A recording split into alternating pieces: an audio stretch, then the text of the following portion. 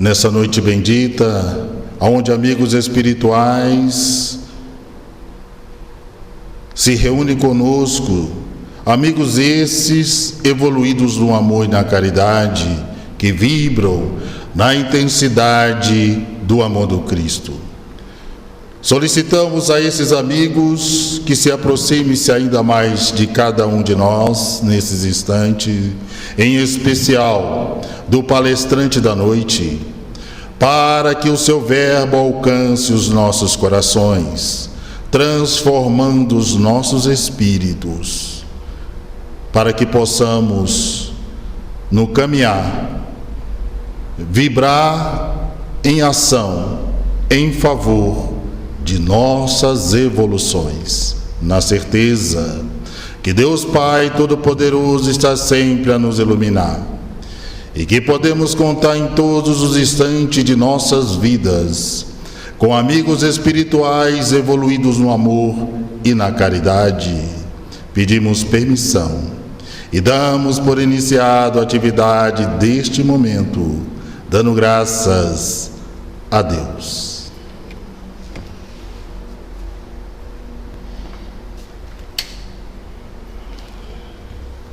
Conosco, Cleiton Freitas.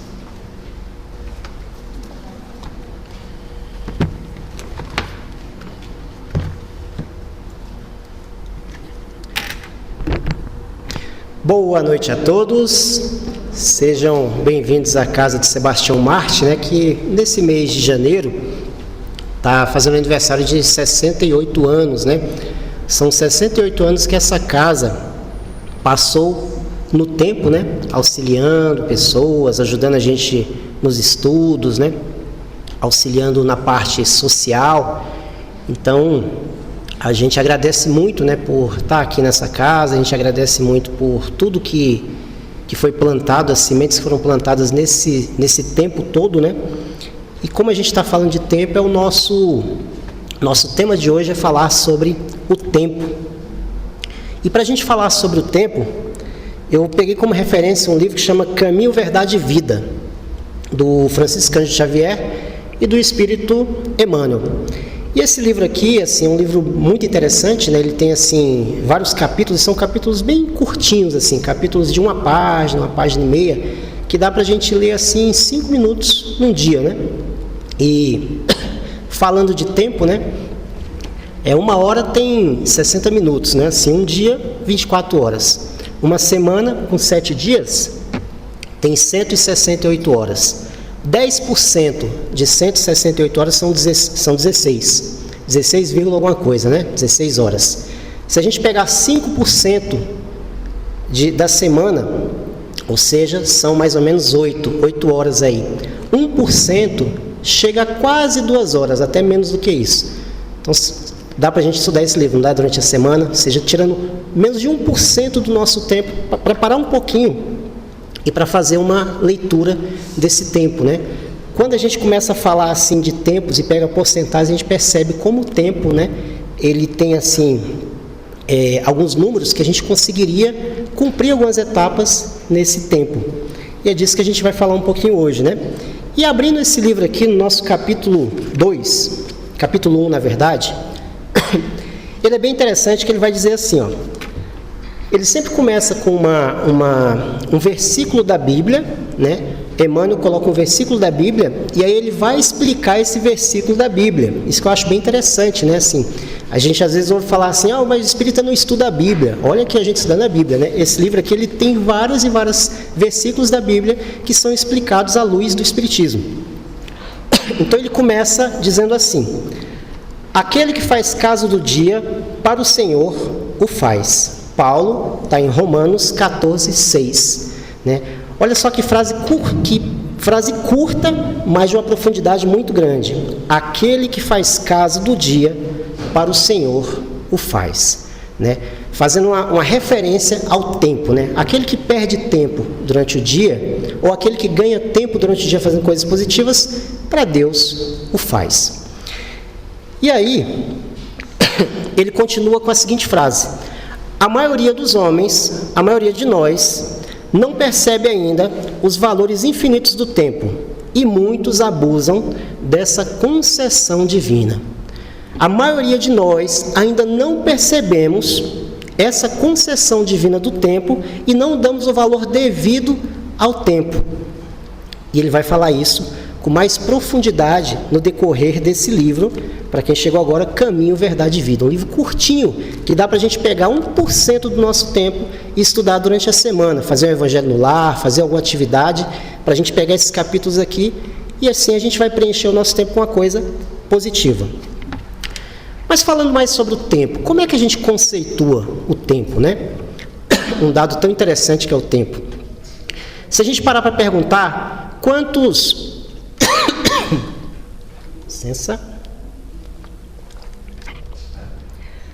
Quanto tempo se passou desde o momento que você acordou até chegar aqui no centro?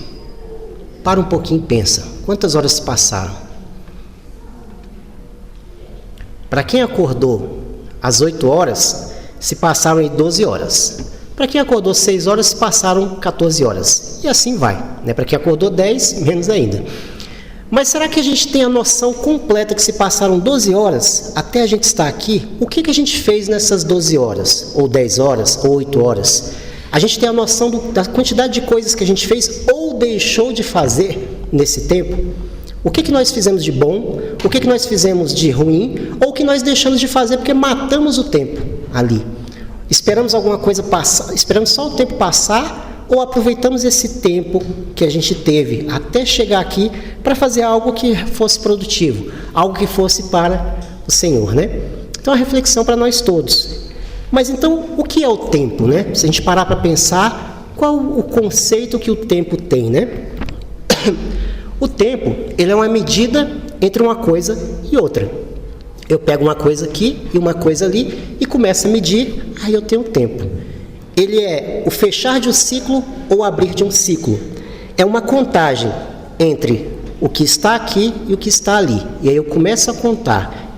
É uma contagem entre o presente e o futuro, ou o que já se passou, o nosso passado. São alguns conceitos que o tempo tem. Ou seja, o tempo é a duração dos fatos. Se a gente pegar esse nosso dia de hoje, tudo que passou está dentro do tempo, da duração dos fatos que eles demoraram. Se foi 1 minuto de contemplação com a flor, se foram 5 horas na internet, apenas passando vídeos, o que a gente fez nesse tempo, né? Então, ou seja, o tempo é essa contagem dos fatos que vão se sucedendo e acontecendo na nossa vida. É o que determina os momentos, os períodos, as épocas, as horas, os dias, as semanas, os séculos. Isso é o tempo. E nós, homens, criamos essa medida do tempo cronológico. Conforme a gente começou a observar os astros, o Sol ia embora, chegava a Lua e assim sucessivamente, a gente começou a contar aquilo. E nessa contagem que a gente foi fazendo, a gente foi dando nome de tempo. E a gente foi dando nome de segundos, minutos, horas, dias, meses. Mas antes da gente ter os segundos, minutos, ter essa contagem, tão de parâmetros, as pessoas falavam assim: olha, eu vou te visitar daqui a 3 luas. Quando o sol estiver no meio, eu vou até tua casa. Daqui a 2 sóis, conversaremos. Era a medida que se tinha, esperar aquele astro-rei passar, aquela lua chegar, e assim a gente contava. E aí, os homens foram estudando esse movimento dos astros, e a gente teve uma questão um pouco mais formal do tempo. No movimento de rotação, que é aquele movimento que a Terra gira em torno do seu eixo. E aí demora 24 horas para que ela gire em torno do seu eixo, ou seja, um dia. Enquanto a Lua ia embora e o Sol voltava novamente, agora nós vamos definir isso como 24 horas, vamos definir isso como um dia. E aí começou a se estudar também o movimento de translação, aquele movimento em que a Terra gira em torno do Sol. E começou a se observar quantos dias se passavam para que isso acontecesse. E nessa passagem de tempo contou-se 365 dias, de uns quebradinhos, né, que a gente chama de ano bissexto. Mas 365 dias para esse movimento todo girar a Terra em torno do Sol. E aí nesses movimentos aí, que a gente começou a contar o tempo, nós começamos a dar nome às situações climáticas, de inverno, verão, outono, primavera, ou seja, dividindo o ano, esses 365 dias em 4 meses, onde a gente começa mais ou menos ali em dezembro. De dezembro a março, a gente chama de verão, onde o clima está um pouco quente, mas também chove muito. Lembrando aquela música famosa, né? São as águas de março fechando o verão, promessa de vida no meu coração, de Elis Regina, de 1972. Aí acaba lá em março, aí a gente começa o outono, de março a junho. E esse outono é aquela fase que as árvores caem mais as folhas, né? Vão caindo de pouquinho, mas vai ficando mais amarelado, mais vermelho, mas começa uma preparação de cair de folhas para entrar depois o inverno, de junho a setembro, onde a gente sente um pouquinho mais de frio, né? Aí depois começa em dezembro a primavera. Primavera não, desculpa. Começa de setembro a dezembro a primavera, aquela estação das flores, que fica tudo mais colorido, né? As folhas começam a arrebentar ali, né, nas suas cores maravilhosas. E essas diferenças de temperatura não são as mesmas de país para país, né? Enquanto a gente está aqui no verão, agora nessa estação em janeiro, tem países que estão no inverno, sofrendo com a nevasca, por exemplo, né? Então, depende muito desse movimento de translação que se passa. E com as mudanças climáticas, né, com as alterações climáticas que o mundo vem passando, parece que essas divisões de tempo, elas foram meio assim deixando de lado. Porque você vê o inverno no verão, é o verão na primavera, é o outono, ou seja, vai tudo se misturando um pouco, porque a gente vai alterando essas estações. Mas as estações servem como movimentos climáticos para determinar tempo também, né? No tempo do inverno eu estou mais quietinho. No tempo da primavera eu estou mais desperto. No tempo do verão eu estou mais agitado. Quero de férias, quero isso, quero aquilo. Então isso também influi no nosso psicológico, essas temperaturas. Então o tempo é essa sucessão de séculos, dias, horas, minutos, segundos, que envolve a noção de presente, passado e futuro. Mas é interessante notar que o tempo ele vai sempre para frente. A gente vai sempre contando para frente, né? O que passou, passou. Nesse exato momento nós estamos no presente. O que nós falamos há 5 minutos atrás ficou no passado. E o que a gente vai falar daqui a 5 minutos já será o nosso futuro. A gente está sempre caminhando para frente nesse eterno passado, presente e futuro. Mas se a gente conceitua o tempo, o que o Espiritismo fala sobre o tempo? O que o Espiritismo vem nos falar assim, para dar um auxílio nesse conceito de tempo, né? Allan Kardec, em A Gênese, um livro fantástico para a gente ler, porque ele envolve ciência, física ali. A gente vai ver na Gênese, tanto a física de Isaac Newton, ali, a física um pouco mais antiga, mas a gente vai ver um pouco mais da física moderna nesse livro A Gênese, para quem quiser aprofundar um pouquinho.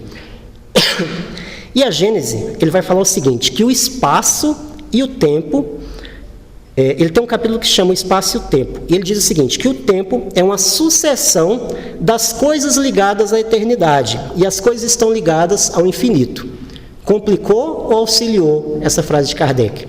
Ou seja, a gente estava conceituando o tempo, agora ele está falando que o tempo está ligado à eternidade e o que o tempo está ligado ao infinito. Duas medidas também que a gente ainda não sabe muito bem o que elas são.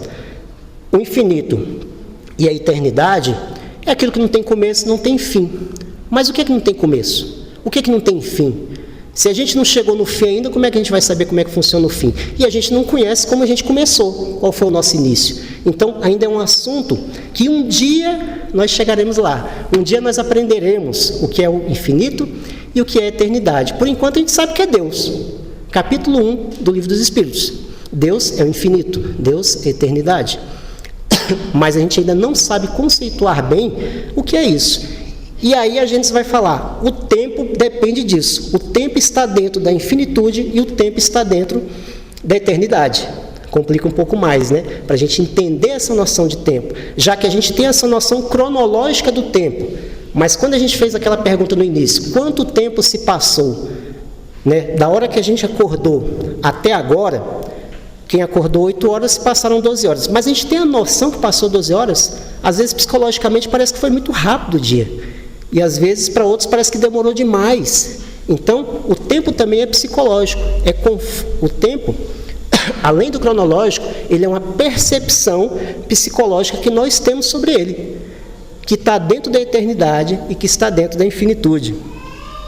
E aí, Kardec vai um pouquinho mais além, e ele diz o seguinte: eternidade e infinitude é o que não tem começo nem fim, então é Deus. Como a gente ainda não entende completamente o que é Deus, a gente ainda não tem a noção exata do tempo. A gente tem desse tempo cronológico, mas o tempo psicológico a gente ainda não tem essa noção. E aí, ele avança um pouco mais e expande esse conceito de tempo quando ele diz assim: há várias moradas na casa do Pai.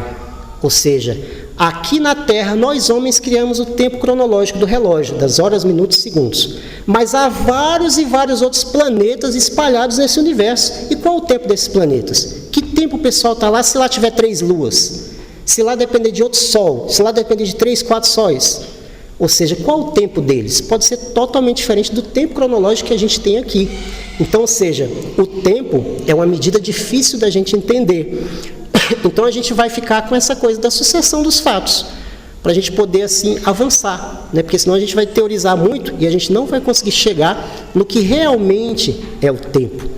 Só para a gente ter uma noção, por exemplo, um aprofundamento disso, Einstein, né, quando formulou a teoria do tempo, ele dizia que o tempo sofre uma contração e de que quanto mais rápido um objeto, mais lentamente o tempo vai se passar dentro daquele objeto.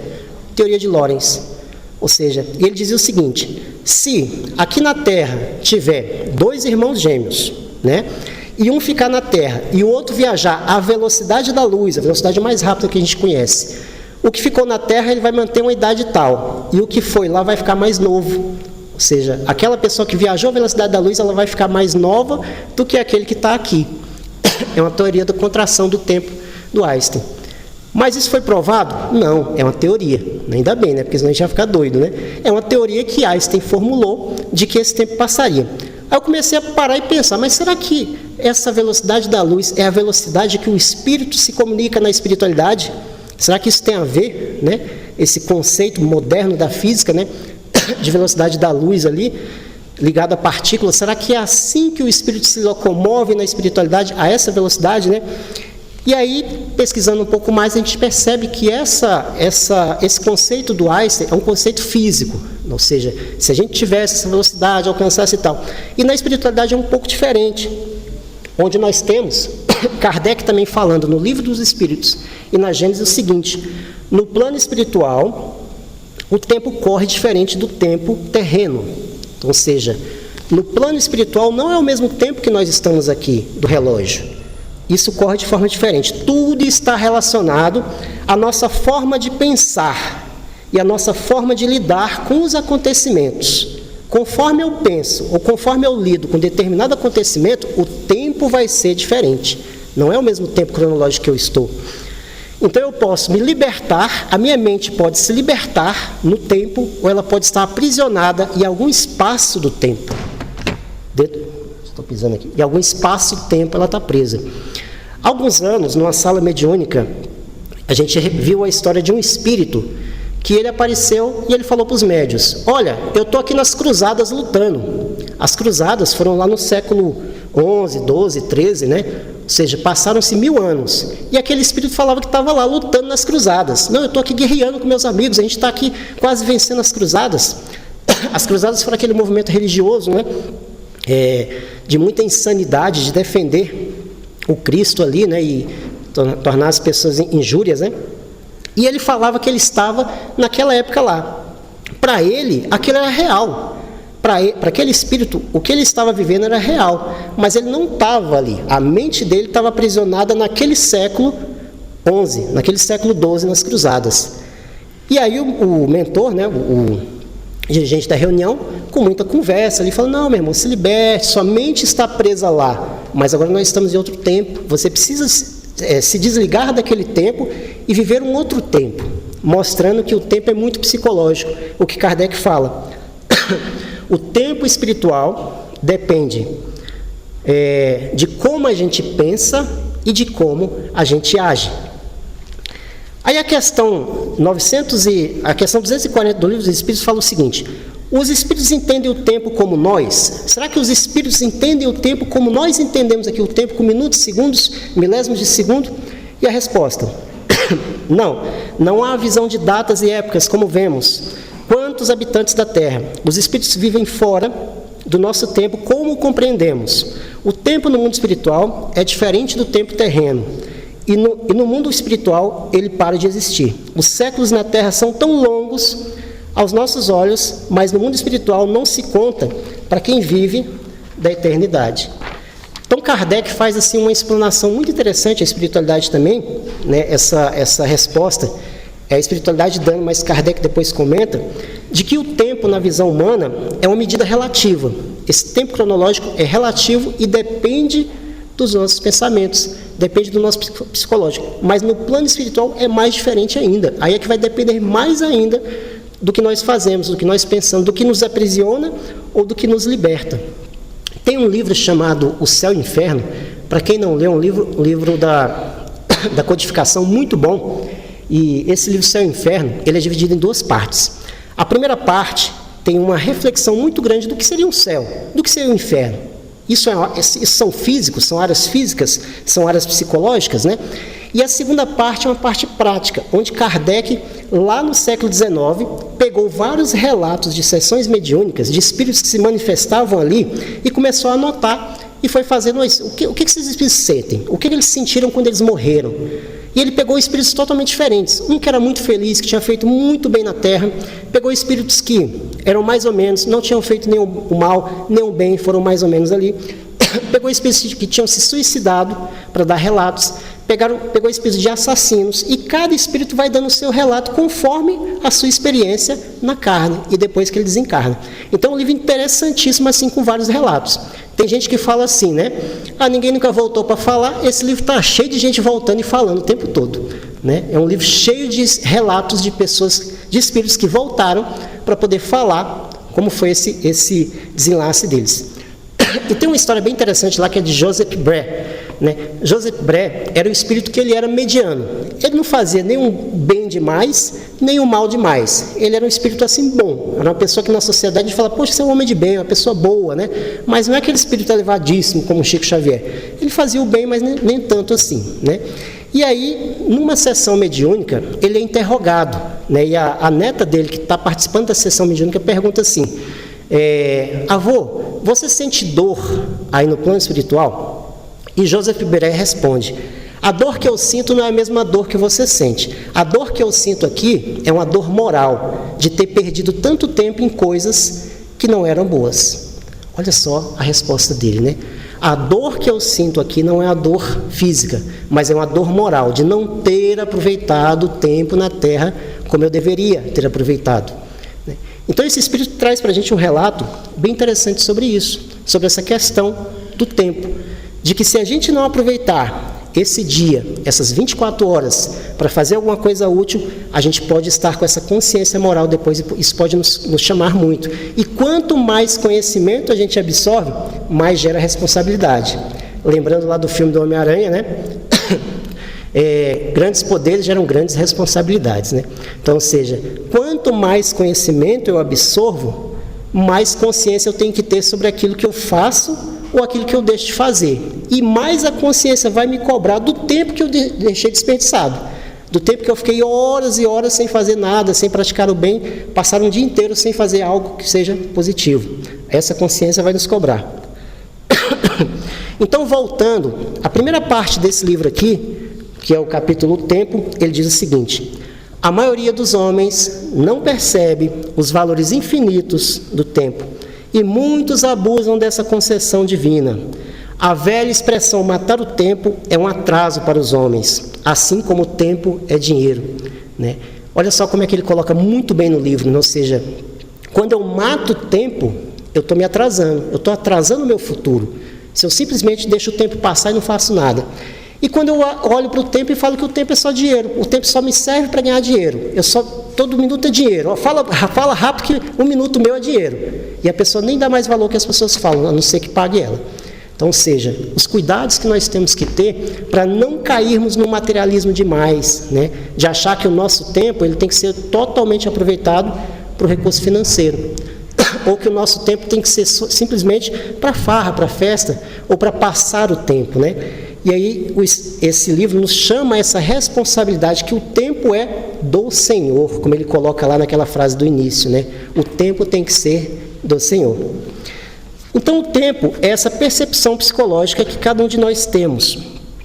Muitas vezes, 1 minuto de raiva, 1 minuto de ódio que nós temos em relação a alguém pode nos levar a séculos de arrependimento.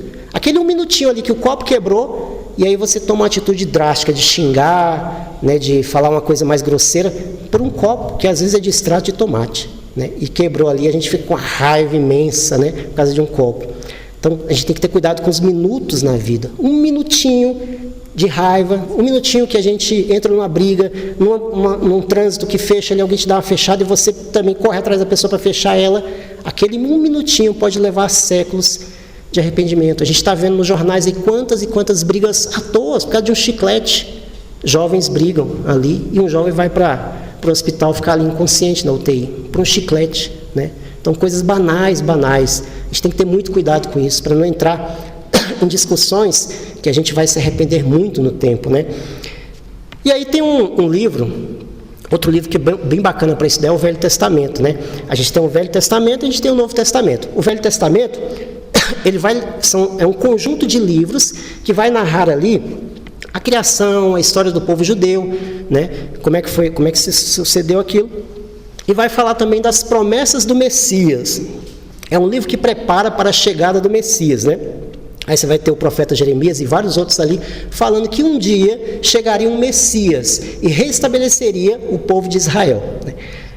E aí você tem o Novo Testamento, que vai ser a partir de Jesus. Também um conjunto de vários livros ali que vão narrar a história de Jesus, desde o seu nascer, né, até o seu desencarne ali na cruz.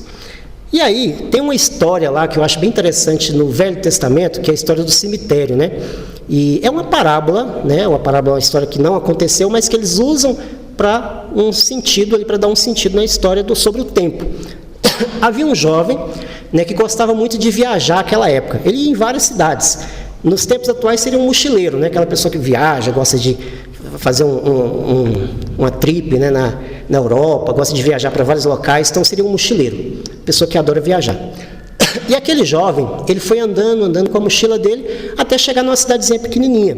E quando ele chegou na cidade, na entrada da cidade tinha um cemitério. E aí ele entrou ali, viu aquele cemitério e pensou, poxa, eu vou visitar o cemitério, eu gosto de visitar cemitérios. E ele começou a entrar e ver os túmulos ali. Ele gostava de ler a lápide, né? Aquela lápide que tinha lá, que está escrito. E aí numa lápide estava escrito assim, João Pedro morreu com 10 anos e 3 meses. Aí ele passou para outra lápide lá, tinha Jovandi Soares, morreu com 8 anos e 6 meses. E aí tinha outra lápide lá, né? Paulo César morreu com 5 anos e 11 meses. E ele pensou, nossa, mas só tem criança nesse cemitério, que coisa estranha, né? Essa cidade não morre as pessoas mais velhas, não? E achou aquilo muito estranho, só ter túmulo de criança, né?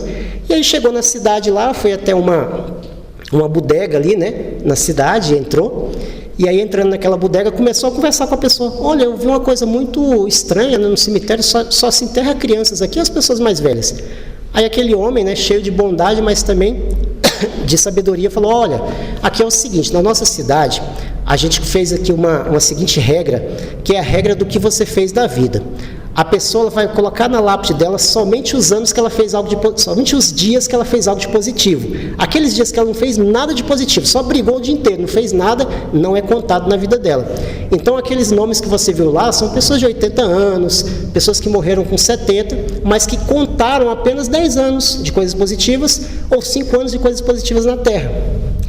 E aí aquele homem parou e pensou, nossa, mas que coisa interessante, né? Você contar só aqueles dias positivos ou aqueles dias que você se esforçou. Aquele que você não fez nada, aquele dia não contaria, mas contaria como experiência, né? E aí essa parábola é uma parábola muito simplesinha, mas serve um pouco para ilustrar, assim, da preocupação que nós temos que ter na nossa vida de fazer algo positivo todos os dias, de fazer uma coisinha que seja, né? E a gente linka um pouco essa história com aquela que tem lá no livro dos Espíritos, Conhece-te a ti mesmo. Ou seja, acho que muitos já devem ter estudado isso, mas tem uma passagem lá que fala assim, conhece-te a ti mesmo, né? Faz como um sábio da antiguidade, todos os dias, ao final do dia, se interroga sobre o que nós fizemos de bom ou de ruim. E aquilo que a gente fez de bom, a gente soma. Aquilo que a gente fez de ruim, a gente passa para outro dia como experiência para a gente não fazer mais. Então esse é o sábio da antiguidade, conhecer-se a si mesmo. Conhecer-se a si mesmo, o que a teoria da psicologia moderna fala constantemente, junguiana, freudiana, né, vai falar sobre isso. Nós nos conhecermos os nossos limites, até onde eu posso ir, o que eu posso fazer, conhecer as minhas dificuldades e trabalhar essas dificuldades, ou seja, conhecer-se a si mesmo é uma grande forma da gente melhorar o nosso avanço no tempo, melhorar o que nós fazemos dentro do tempo. Mas aí a gente conceituou o tempo, a gente viu algumas histórias, mas como é que eu vou melhorar então o meu tempo? Como é que eu vou fazer mais coisas positivas dentro do meu tempo para que chegue ao final do dia eu não me arrependa? Ou que eu não fale assim, poxa, quanto tempo eu perdi? Ou ao desencarnar, eu não fique assim, poxa, quanto tempo eu perdi na Terra? Gente, eu fiquei 8 horas por dia na internet. Vocês sabiam que hoje os dados mais modernos de estudos é que as pessoas estão ficando de 10 a 13 horas na internet? Antigamente era 4, hoje são 10 a 13 horas. Parece incrível, né? Mas tem gente que não está dormindo mais. A pessoa já não dorme mais porque ela está conectada o tempo inteiro. E tem dificuldade para dormir, insônia, dificuldades de produção durante o dia, porque ela fica totalmente conectada. E isso está nos afetando muito, nosso psicológico, o nosso tempo está sendo afetado por isso. Então, a gente tem que conseguir trabalhar com essa era moderna da internet, que é muito bom. A internet é fantástica, mas a gente tem que saber trabalhar com ela, né? Para que ela não nos domine, para que ela não mande na gente, para que não faça, por exemplo, que eu deixe de conversar com meu filho para mexer no celular, sendo que ele está do meu lado, né? Então, ou seja, a gente tem que ter esses cuidados de não deixar o nosso contato humano se perder para um contato virtual. Bom, mas o que a gente pode fazer então em curto, em médio, em longo prazo, para que o nosso tempo seja melhor aproveitado? E a resposta é trabalhar, né? Poxa, mas trabalhar, eu já trabalho tanto, né? Já fico 8 horas por dia, 9 horas por dia, 10 horas por dia. Joana de Ângeles, mentora do Divaldo Franco, vai falar que toda ocupação útil é trabalho. Então, ou seja, nesse exato momento, agora a gente está o quê? Trabalhando. Estamos trabalhando aqui, né? Viemos trabalhar, né? Se alguém em casa falar assim, poxa, mas você vai no centro de novo? Vou trabalhar, ué, tenho que trabalhar, né? Então, ou seja, o que é o trabalhar? É aumentar as nossas possibilidades de aproveitar melhor o nosso dia. Então, o que é o trabalhar? É fazer coisas positivas para a nossa vida. E aí a gente pode trabalhar, por exemplo, uma coisa que eu gosto muito de fazer, sempre no início de ano, janeiro, é criar metas para o ano, né? Da mesma forma que a gente faz um planejamento financeiro para comprar alguma coisa, um planejamento, por exemplo, de eu quero passar num concurso, o que eu tenho que fazer? Começar a estudar. Se eu não parar para estudar e ficar ali horas e horas ali sentado e programar isso durante um longo tempo, eu não vou conseguir passar no concurso, a não ser que eu seja um cabeção, né? Uma pessoa extraordinária. Mas eu tenho que me planejar para chegar naquele concurso. E assim vai em várias coisas da vida. Eu quero fazer uma viagem internacional, quanto custa? Tenho que me planejar, né, financeiramente para chegar lá. Tenho que começar a pesquisar onde é que eu quero ir, o que eu quero fazer. E assim também deve ser a nossa vida espiritual. A gente já parou para planejar a nossa vida espiritual? O que eu quero, por exemplo, passando 2026, chegando em janeiro de 2027, qual é a Giovana que eu quero ser? Qual é o Paulo César que eu quero ser? Qual é a Rebeca que eu quero ser? E botar esse planejamento de como eu quero estar lá, né? Poxa, eu quero ser uma pessoa melhor, quero ser uma pessoa menos arrogante, quero ser uma pessoa menos orgulhosa, quero ser uma pessoa que perca essa timidez, que não me deixa falar com as pessoas. Então, o que eu tenho que fazer? Trabalhar durante o ano inteiro isso, né? Ou seja, criar mini-metas. Eu gosto muito da mini-meta, né? O que é a mini-meta? Quando a gente coloca metas muito altas e a gente não consegue cumprir, a gente se frustra. Por exemplo, eu quero ler um livro em uma semana. Aí você não consegue ler o livro em uma semana, você vai o quê? Se frustrar e talvez você nem leia mais. Vai deixar de ler. Eu quero estudar o livro dos Espíritos todo em um mês. Às vezes você não vai conseguir e aí você vai se frustrar. A mini-meta são coisinhas pequenas. É a gente parar e pensar assim, eu vou ler uma página por dia. Uma só página por dia. Se naquele dia eu quiser ler 5, as outras 4 vão ser bônus. Mas eu consegui fazer metas pequenininhas, é um passinho de cada vez. Então, quando a gente começa a criar essas mini-metas, essas coisas pequenas assim, poxa, eu quero ser uma pessoa melhor, eu quero xingar menos, né? Ser uma pessoa que não xinga tanto, não explode tanto. Eu tinha um amigo, né, que ele usava um lacinho no dedo dele, né? E toda vez eu perguntava para ele, mas por que esse lacinho? Ele me falou, isso aqui é porque eu xingo muito, é para lembrar, para não xingar. Então foi a forma que ele encontrou de botar um laço ali. Então, ou seja, todas as vezes que vem aquela explosão para xingar, eu vou lembrar, olha a minha mini meta. Minha mini meta é xingar menos para chegar em 2027 uma pessoa melhor. E cada um de nós tem os seus defeitos íntimos, as suas dificuldades, que a gente tem que colocar no papel e estudar. Peraí, eu sou muito arrogante, o que eu faço para tirar essa arrogância? Porque ela não é boa, não está sendo positiva, não está contando pontos para a minha vida. E cada um trabalhar a sua dificuldade. E falar assim, eu vou criar metas para essa dificuldade. E vou começar a inserir dentro do meu tempo coisas positivas. Por exemplo, ler um livro bom, ouvir músicas melhores. Quando a gente liga o rádio, hoje tem tanta música ruim que quando você para ouvir a letra, só tem coisa ali ruim, né? Não tem muita coisa boa. Então, começar a ouvir uma música melhor, começar a ler uma coisa melhor, começar assim, poxa, em vez de ficar brigando no trânsito, ou ficar, por exemplo, estressado com o trânsito, vou botar um podcast, vou ouvindo ali uma coisa positiva. Eu comecei a fazer isso, era engraçado, eu ficava muito estressado no trânsito. Agora eu boto podcast, eu fico torcendo para ter um trânsito a mais para me ouvir o resto. É uma coisa engraçada, né? Então, ou seja, não é sempre não, né, gente? Claro. Mas, assim, muitas vezes a gente pensa nisso, né? De o que nós podemos preencher o nosso espaço e nosso tempo com coisas positivas que nos façam bem. Por exemplo, eu vou colocar uma meta de todos os meses ajudar a sopa aqui do lado dos velhinhos, do Saison. Como é que eu vou ajudar? Poxa, eu vou ajudar financeiramente. Eu não quero ir lá, mas eu quero ajudar com R$30 por mês, que talvez não pese tanto no orçamento. E aqueles R$30 vai ajudar muitas pessoas de rua. E aí você colocou uma meta. Quando chegar em 2027, você doou 12 vezes 30. Olha só a ajuda que você deu. É uma coisa que você vai se sentir bem, a gente vai se sentir bem. Eu quero visitar uma vez por mês o Lar dos Velhinhos. Uma vez por mês eu vou me dedicar para ir lá conversar com aquelas pessoas, com aqueles idosos. É uma meta. Aí você, depois de um ano, você foi lá 12 vezes, conheceu as pessoas, ficou amigo das pessoas, bateu papo, já chama pelo nome. Então, ou seja, mini metas pequenininhas, dentro de 30 dias, será que eu não tenho um dia? E aquele dia muitas vezes é de 2 horas. Lembrando novamente o que a gente falava no início, né? Que o nosso dia, 1 hora tem 60 minutos. Um dia tem 24 horas, uma semana 7 dias. A semana tem 168 horas. 10% dessas horas são 16 horas. 5%, 8 horas. 1%, quase 2 horas. Será que eu não tenho 1% do meu tempo, né? Dedicar 1% da minha semana para estudar alguma coisa boa, positiva. 1% do meu tempo, 2 horinhas por semana, ou 2 horas no mês, que vai ser 0,0 alguma coisa, para ir na instituição. E assim cada um de nós vai fazendo que achar assim que vai aproveitar melhor o tempo. Se começarmos a fazer metas da nossa vida, metas de planejamento espiritual, como eu quero estar, eu não quero ser mais o Cleiton de anos atrás, não quero ser mais aquela pessoa arrogante de 2004, 2005, quero ser diferente. E assim a gente vai colocando uma meta, como eu quero estar, como eu quero ser, o que eu quero ser daqui a 20 anos, daqui a 10 anos, daqui a 15 anos. E assim a gente vai trabalhando melhor o nosso tempo. Relembrando, né, o que o nosso texto fala no início, do caminho, verdade e vida. Aquele que faz caso do dia, para o Senhor o faz. Ou seja, aquele que perde tempo na vida está perdendo tempo para Deus. Aquele que ganha tempo na vida, introduzindo coisas boas, positivas, e ao final de cada dia se interroga: o que eu fiz de bom? O que eu fiz de ruim? Fiz minha prece ao acordar? Fiz minha prece ao dormir? Fiz minha prece ao receber o alimento? Esse está fazendo bem ao Senhor, né?